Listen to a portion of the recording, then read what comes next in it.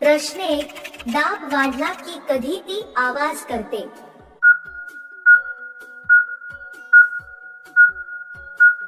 उत्तर: जेव्हा दाब मर्यादेपलीकडे जातो आणि शरीराला तो भार पेलण्यासाठी जास्त ताकद लावावी लागते, तेव्हा तोंडातून हलका आवाज बाहेर पडतो.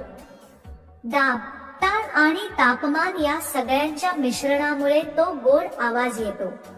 प्रश्न 2. तिचे शरीर हलायला कधी सुरुवात करतो?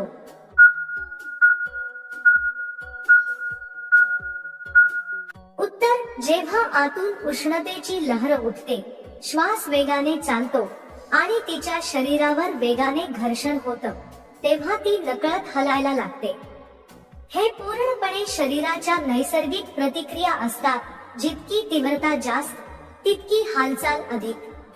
प्रश्न 3. लांब वस्तू आत जाताना पहिल्यांदा कुठे अडखळते?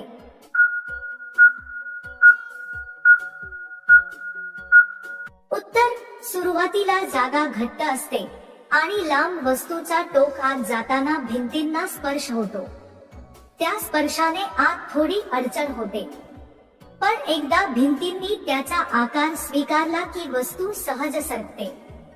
योग्य कोन आणि थोडा दाब मिळाला की ती अडखळ गायब होते.